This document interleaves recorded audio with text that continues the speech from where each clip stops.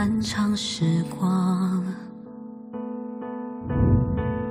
风吹过停留，吹走我的雨伞，都是因为你让我等了又等，在这里遇见你啊，带给我所有的偶然，全都是冥冥中早就已注定的灌溉。遇见你啊，我终于相信人生里漫长孤单旅途的目的，只为了遇见你。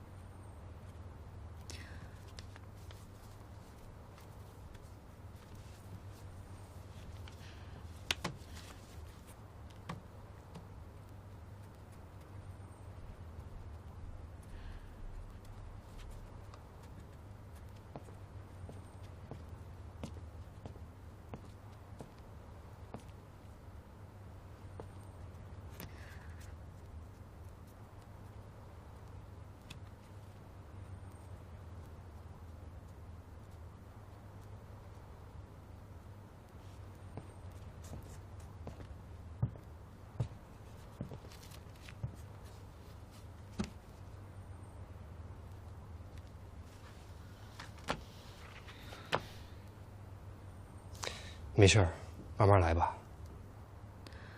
对于设计，我并不是没有灵感或者思路，只是一想到动手去画，不知道为什么整个手就不受控制，完全没办法呈现脑海中作品的模样。你的问题不是在手上，而是在内心。想要恢复，首先就是要鼓起勇气去面对它，剩下的就靠时间去慢慢解决吧。没事儿，不用着急。我知道心急没有用，但是一个设计师没法设计，怎么都说不过去吧。这样，你可以先跟我做点别的，比如从商务开始。商务？明天雷向东的招标，你跟我一块去面谈。我去不合适吧？非常合适。我负责谈商业，你负责谈专业。以你对古今中外珠宝的了解，一定会让雷总感受到咱们水之窑定制团队的专业性。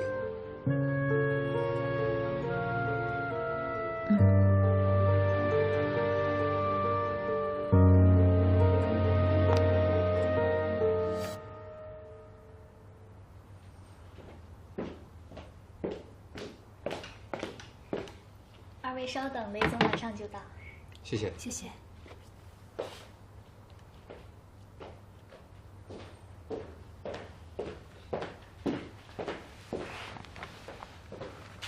司总，雷总，久仰大名，今天终于见面了。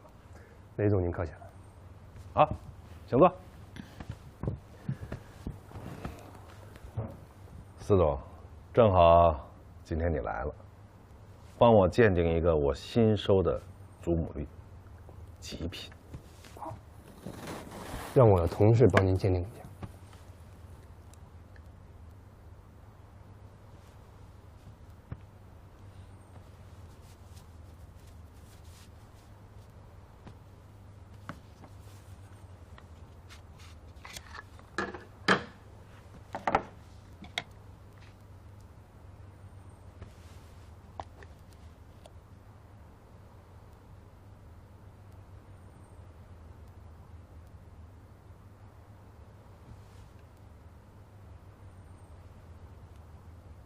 司总，你这个同事我怎么看着这么眼熟啊？这位是高姐，非常优秀的珠宝设计师。之前在凡思的时候，我们就一块儿工过事。最近呢，刚刚加入我们水之遥。凡思的设计师，我想起来了，咱们在东南亚分拣宝石中心见过面。我当时是解说员，我记得您，您是随团来参观的，眼光精准。夸奖。高小姐，你觉得我这块极品祖母绿成色怎么样？高品质的祖母绿现在越来越稀有，您这一颗无论是颜色或是切割后的尺寸都非常难得，但是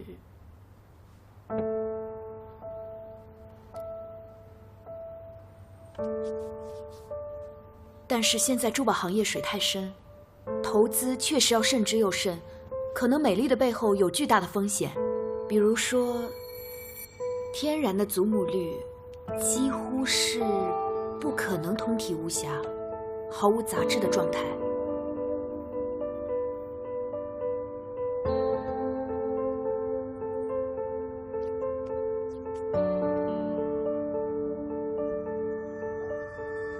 稍等我一下。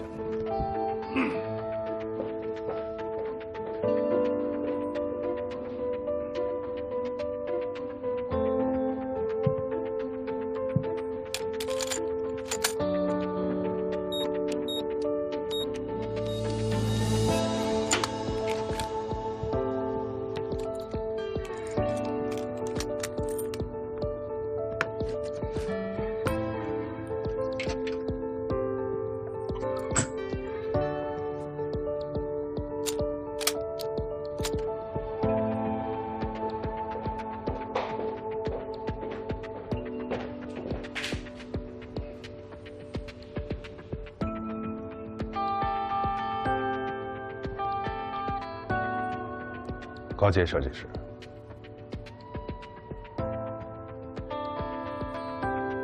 我非常欣赏你说出真话的勇气。就冲这一点，我决定跟你们水之遥合作。这个雷向东，刚碰面就拿假祖母绿来试探我，看来他不仅心眼多，要求也一定不少。让你们看一件真正的极品，6克拉的帕拉伊帕。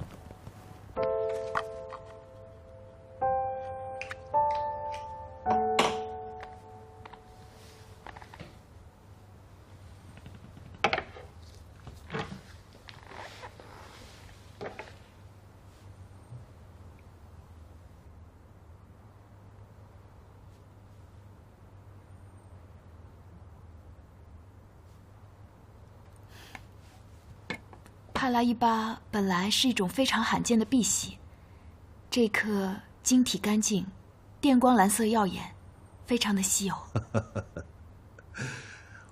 我要把它设计成一件作品，拿到国外参展拿大奖。我呀是一个做珠宝生意起家的商人，一直有个情节，要让中国的珠宝设计名扬海外。现在在外面啊，只要一说起珠宝来，就总在说外国的多好多好，我们的眼光多么的停滞不前。我就想用它来证明，我们中国的珠宝设计一点不比外国的差。您说的太好了，雷总。这儿有一些我们工作室之前做了一些作品，您可以先看一下，看看有没有你想要的风格。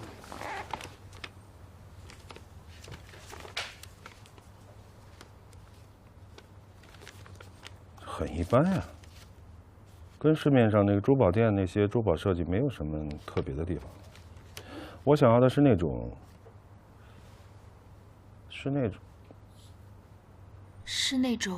璀璨夺目、浓烈张扬的，高贵又有距离感，可以高贵又有距离感。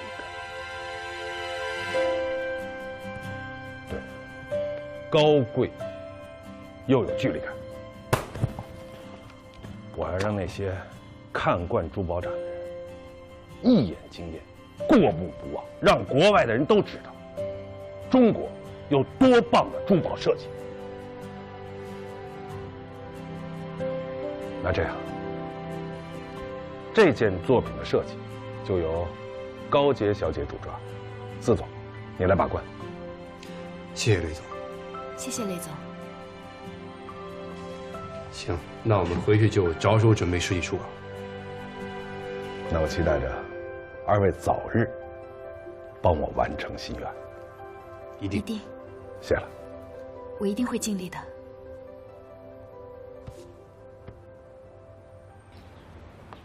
你觉得雷总真的会喜欢刚才他说的那种风格吗？不好说，有时候甲方的意图可能连他们自己都很难准确地描述出来。刚才那个祖母绿，我还担心我说出事实他会不高兴呢。没想到，原来他是在试探我们，还好我们没有中招。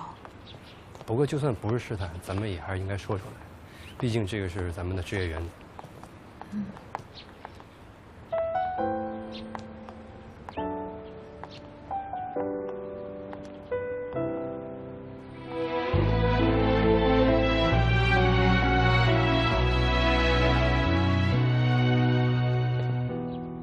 还有多少话语没有道理可明？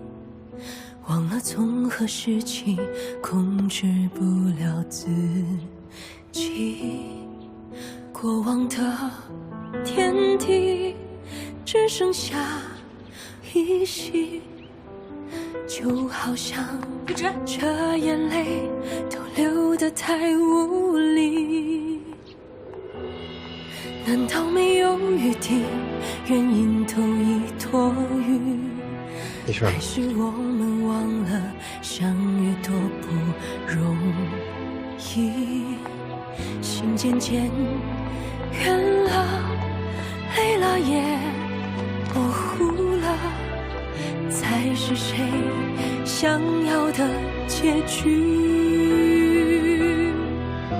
原来我还爱你，才是我的真心。害怕面对曾经那些太过美好，只好躲避下去。你为什么会在这儿？你到底想干什么？不是我做的每一件事都跟你有关。你做的那些事情能让人产生好的联想吗？高洁，我警告你啊，你别出现在我的视线里啊！你别想再假装偶遇。麻烦你不要那么自恋，我没有兴趣探听你的行踪，我来只是为了自己的事，至于其他的，随便你怎么想。还有烦死的司长，你居然又跟他在一起，还是说你们就是同谋啊？你对我有偏见，麻烦你不要拉上其他人。怎么被我说中了？原来你早就计划好一切，我只不过是你的目标之一。说完了吗？我还以为你懒得跟我说任何一个字。说的没错。好，那我们已经没有任何的瓜葛，我可以走了。我还爱你，才是我的真心。害怕面对曾经那些太过美好，只好躲避下去。原来我还爱你，才会带上假意，默默期待你识破这一副面具。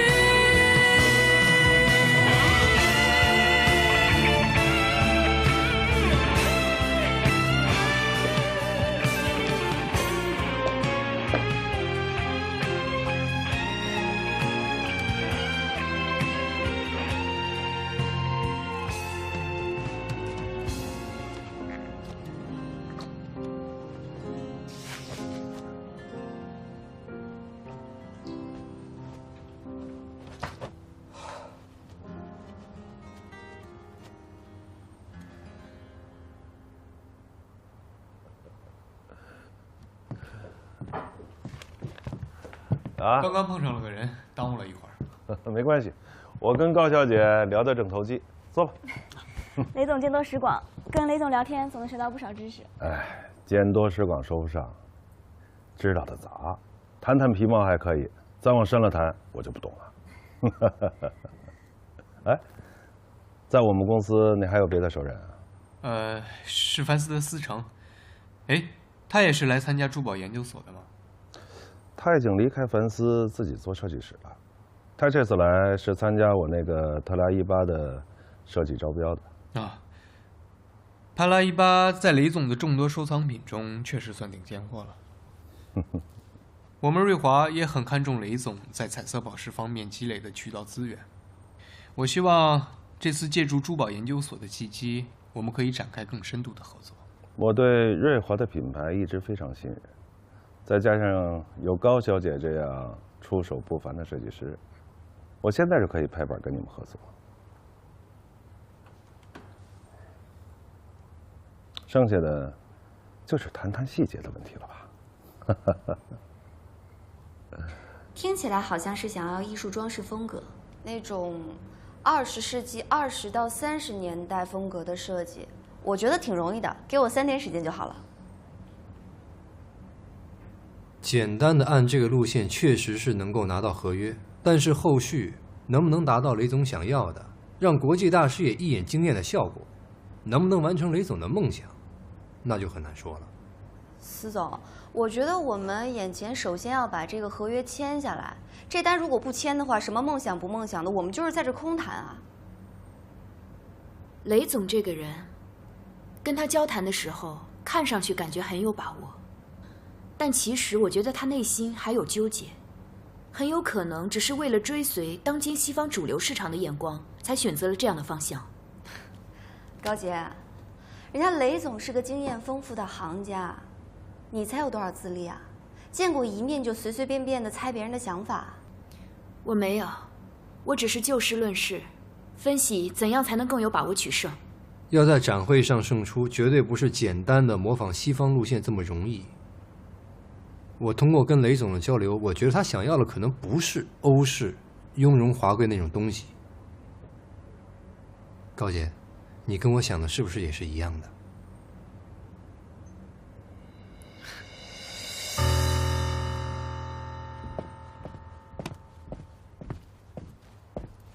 奶奶，你找我。哥，你也在。玉芝啊，苏金组的招聘怎么样了？其他的人员配备差不多都齐了，只差销售总监。在我的预料之中。现在好了，有一个合适的人选。是吗？谁啊？你要感谢于毅。镶嵌组的马总监，你觉得怎么样？你要借调给我的话，那你们镶嵌组的销售怎么办？我仔细观察过雷总，他对中国传统文化非常有偏好。从他的着装、配饰，还有办公室陈设来看，都是统一的中国风。还有他戴那个扳指，还有他那些行为举止，是不是？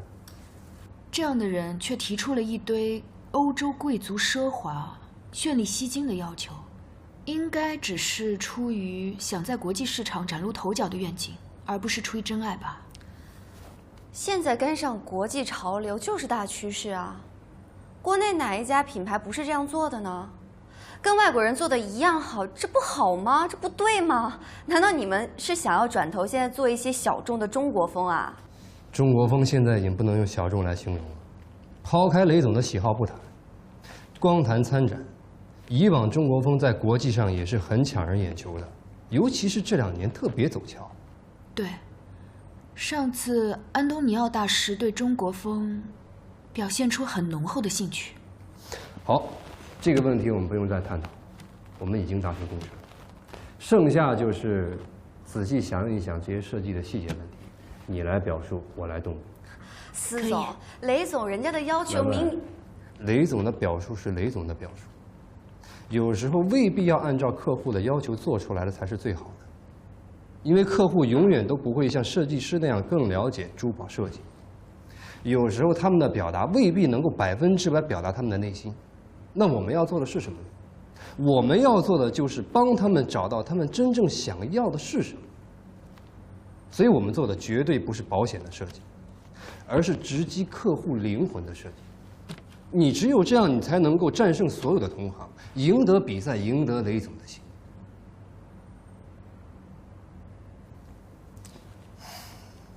好了，文文，你先去忙吧，我跟高杰再探讨一下。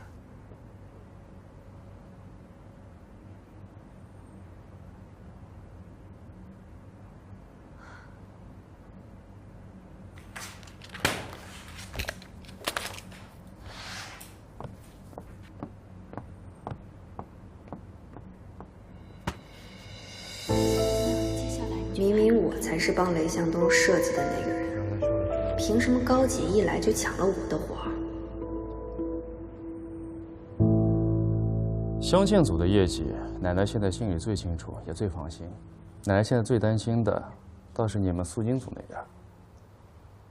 奶奶，是这样，我们两个组的产品类型是完全不同的，而且我们组又在转型阶段。这个马总监到了我们组，就相当于从零开始。我想知道他本人的意愿是什么。这你不用担心，都是瑞华的员工，流程都清清楚楚的。素金组有需要，我这边有人，当然义不容辞了。再说了，马总监在乡建组积累了不少的年轻消费群体的客户资源，不正好符合你们素金组目标人群的新定位吗？可是，于志啊，你在担心什么？于志是不相信马总监呢，还是不相信我啊？都是为了瑞华公司，兄弟俩有什么相信不相信的？素清组人才流失，是在我意料当中的，不能全怪你。于毅把马总监调到你那儿去，帮你解决燃眉之急，这不是很好的一件事儿吗？要懂得感恩。好，那就谢谢吧。不客气。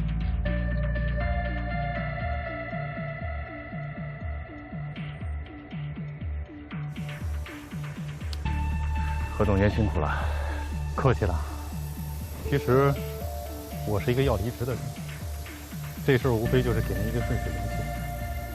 不过你弟弟在拼事业这个劲头，可是一点也不输给当年的穆子远。于总，你要当心了。谢谢提醒。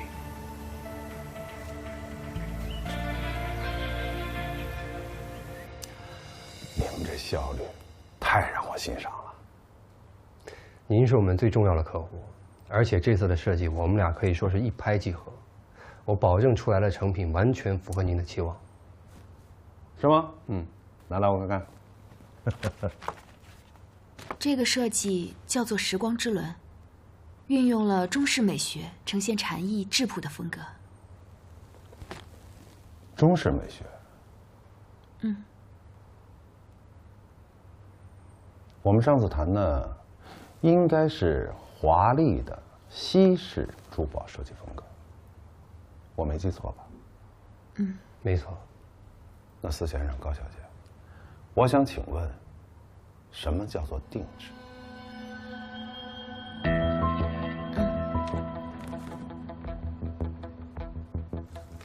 我能不能这么理解？你们二位根本就没有搞清楚我们上次谈的设计方向。那么，对于这种完全违背了客户意愿的设计，我就不看了，浪费我的感情和时间。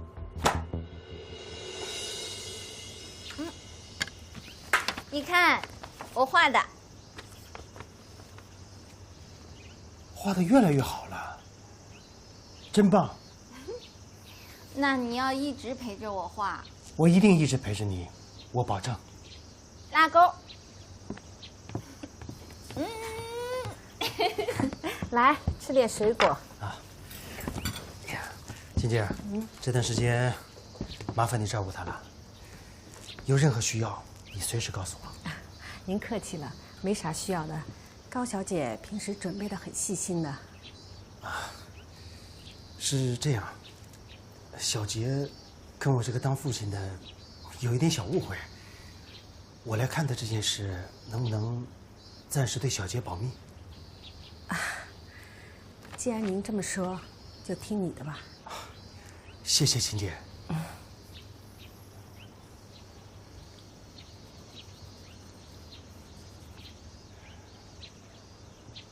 您真的是喜欢欧式宫廷华丽贵族吗？虽然这些都是国际大赛上获奖作品的贡献，但真的是您真实喜欢的风格吗？司总，那你的意思，你比我自己还了解我想要什么？雷总，我们是认真做过功课的。雷总，请让我占用您1分钟的时间，向你解释一下我们的设计。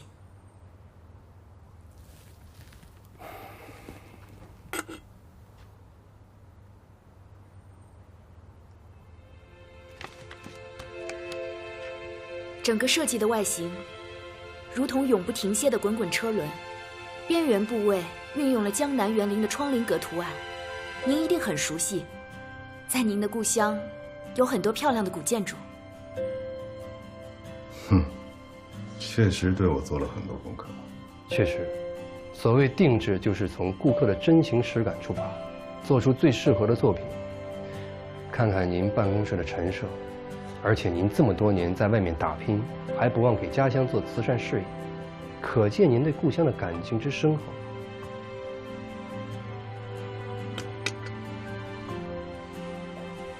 那我这颗帕拉伊巴，它的设计理念是什么？窗棂格代表心灵之窗的话，那这一颗纯洁无瑕的帕拉伊巴就是看向远方的慧眼，正暗含了雷总希望看到中国设计能走出国门的心愿。同样的，我们也希望能让海外评委感受到中国的古典元素。这就是我想要的设计。不过，拿这种纯中国风的这种设计风格到国外去展览，雷总，您请放心，这2年中国文化在国际市场上非常走强，我相信他们会欣赏，甚至是惊艳于中式的意境。这也是这款设计为什么叫时光之轮的原因。时代在前进，但并不代表传统美学会过时。这也只是在时间的长河中激荡经典，焕发新生。我确实有弘扬中国文化的意愿。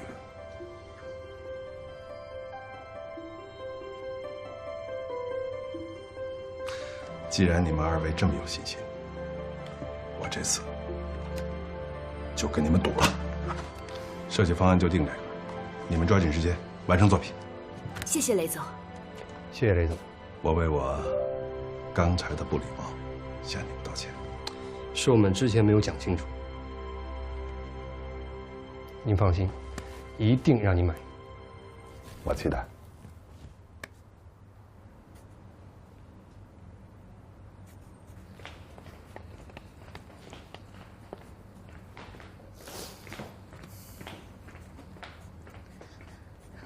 司总，这是综合您上次提出的中国风，我做出的一个新的方案，套用了一句古诗词的意象：“云中谁寄锦书来”。您看一下。不错，设计还挺精巧的。我觉得你可以把这个系列再生发一下，作为咱们公司的特色作品。司总，我想你应该搞错了，我这个设计是专门为雷总的帕拉伊巴设计的。文文，雷总的设计已经让高杰在做了。为什么？之前这个案子不是交给我的吗？而且前期所有的资料都是我来收集的。文文，这个项目呢，你一直很上心也很努力，这个我都看在眼里。但是公司的设计是大家的，谁的合适我们就用谁的。而且刚好是高杰的设计打动了雷总，那能怎么办？我觉得你不需要有心理负担，你也很优秀，以后的机会多的是。他的设计，一个连简单的初稿都画不出来的人，你说是他的设计？而您在干嘛，老板？您在为他画图啊？文文，设计最重要的是构思，我不过是把高杰的构思呈现出来，有什么不可以？我觉得你作为一个很有潜力的设计师，不应该对设计的认知这么肤浅的。好，我肤浅。您是老板，您说什么就是什么。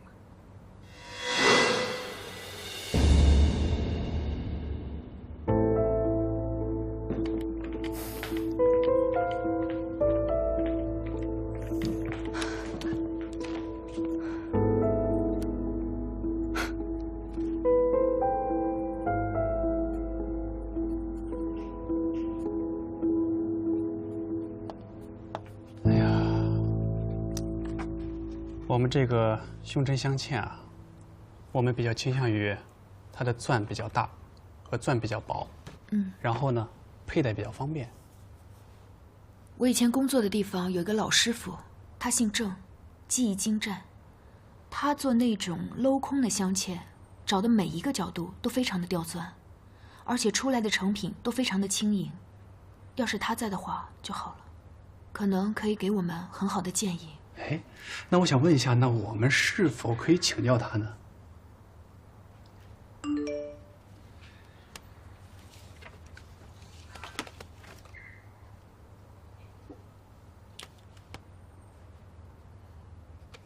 我们还是等向雷总汇报完工作情况之后再说吧。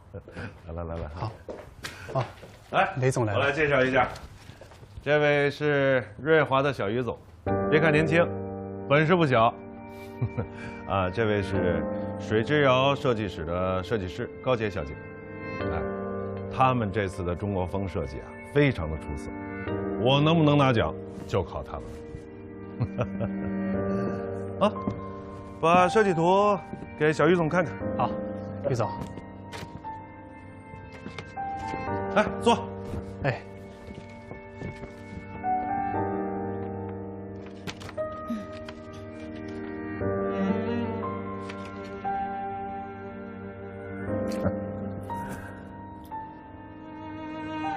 很秀美啊，还是中国风。这是定稿了吗？啊，已经开始打版了。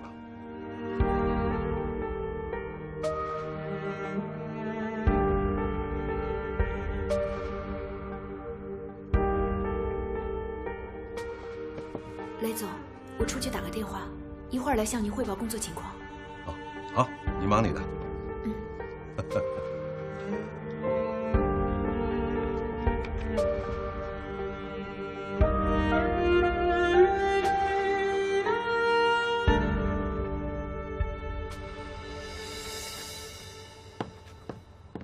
雷总，你之前不是要雍容华贵吗？啊，原来是想要雍容华贵的，但最终还是他们说服了我，让我不要依附于别人的眼光，忠实自己。还是这么能言善辩啊！最主要的是他们的设计打动了我。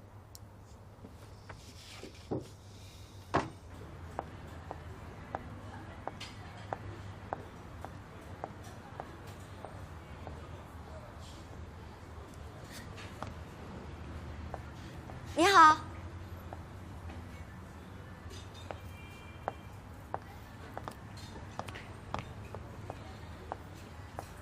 你好，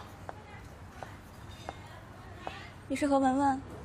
对，高慧小姐，您和吴老师来凡斯参观的时候，我们是有见过的。找我什么事儿？说吧。你好，请问需要点什么？一杯美式。我想加入瑞华。想跳槽？给人事投简历吧，合适的话他们会来找你。高小姐，你不用这么看不上我。我要是没有足够的价值，不会不自量力的来找你的。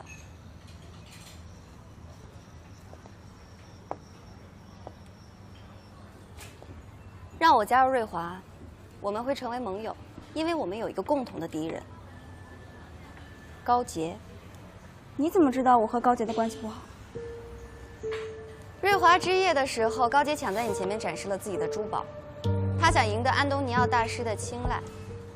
这种下三滥的手段，只有他能做得出来。你对高洁还挺关注的。那个高洁在凡斯的时候就不是什么好货色，在背后说别人坏话，搞得我在凡斯左右不是人。现在呢，他不仅抢了我的客户，还偷了我的设计稿。其实我是被逼无奈才来找你的，因为我知道，只有你和我，才知道高洁是什么样的人，而其他人，包括思成，都被他那可怜的外表所蒙蔽了。具体说来听听。是这样的，水之遥想争取一份雷向东的设计订单，我已经按照雷总所有的要求设计了一份。结果半路高洁加入了水之遥，直接上位。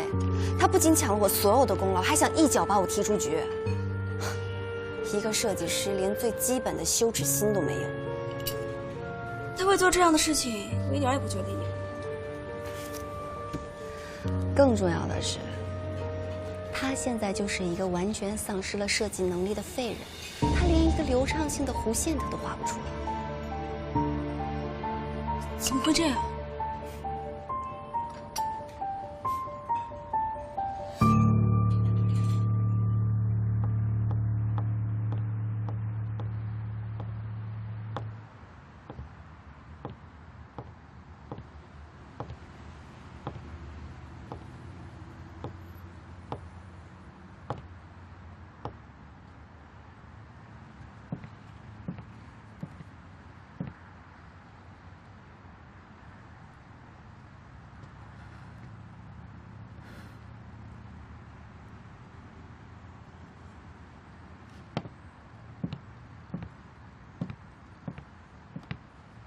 怎么哪儿都有你啊？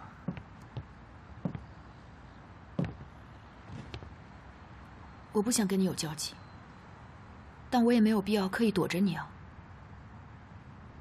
我们大家装作彼此不认识就好了。装作不认识，要怎么装啊？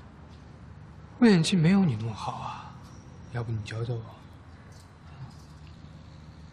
以前的事情再翻出来还有意义吗？既然你已经认定是我骗你的感情，那就把我们两个之间的一切通通抹掉就好了。纠缠不清可不是你的风格，更何况，你不是最擅长有第二计划吗？任何风险都有备手，包括对感情有保留，不是吗？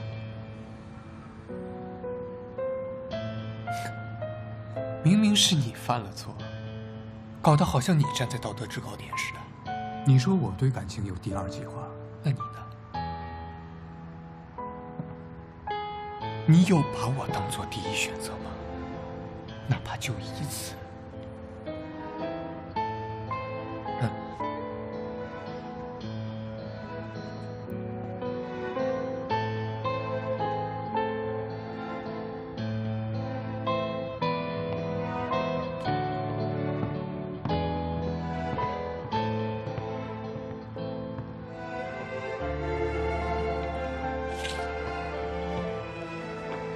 玉芝，我麻烦你收敛一点。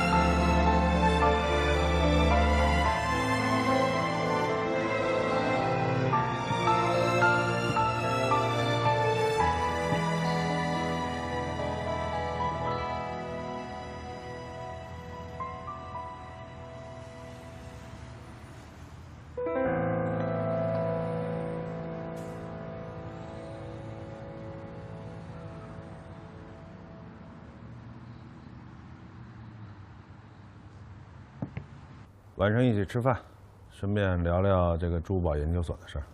哎，今天晚上就算了吧，我还有别的约。雷总，我们成品有点问题，打算回去商量一下。要不咱们今天就到这儿吧？哎，正好我刚刚约了于总吃饭，咱们一起吧。商量什么时候不能商量啊？吃个饭，放松放松，啊？要不去吧？于总，你看看人司总多给我面子，你什么约会那么重要啊？啊？约了上次那高小姐是吧？约她一起吃，都是同行，认识认识，今后还有合作的机会呢。好，那我就把高小姐也叫过来。正好这两天心里挺闹的，热闹热闹。走吧。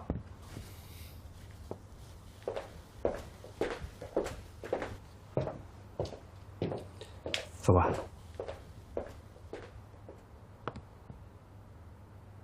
来，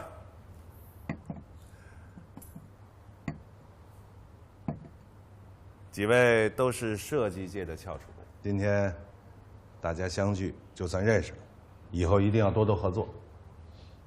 我敬大家。哎，我先干为敬。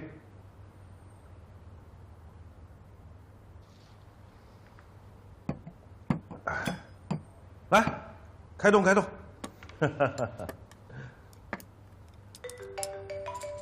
来，你们吃，我接个电话。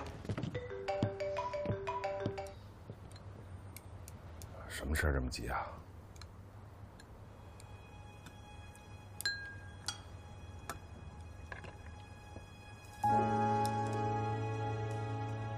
哦，好，我知道了。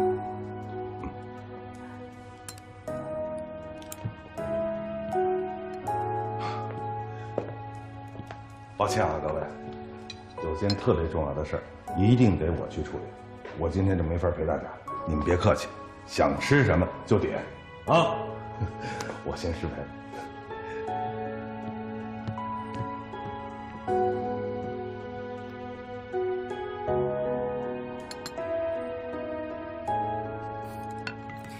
哎呀，今天唱的是哪一出大戏啊？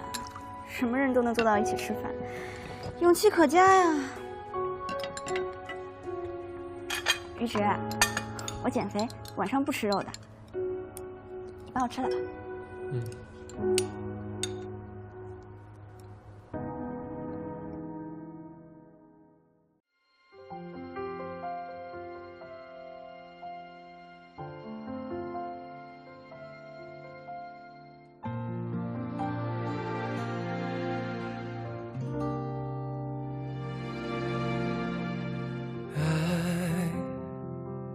让我们存在，不再有伤害，有谁不期待？从未感觉如此的相爱，听着呼吸都打着节拍，相爱的人才明白，没有什么变成阻碍。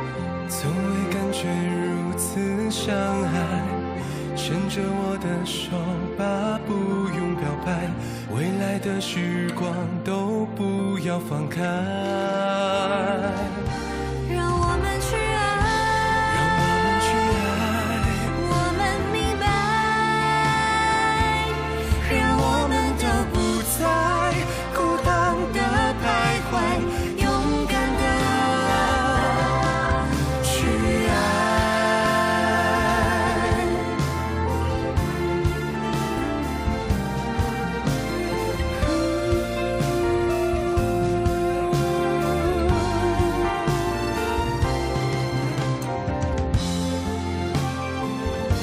让我们去爱，就是现在，我们去爱，向着未来。让我们去爱，让我们去爱，我们明白，让我们都不再孤单的徘徊，勇敢的去爱。让我们都不再孤单的徘徊，勇敢的去爱。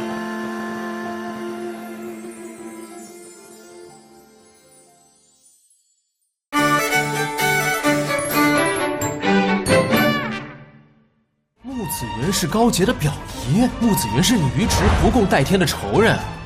都是因为你，我欺骗了我最爱的人。我告诉你，利益摆在面前，你对他的爱情一文不值。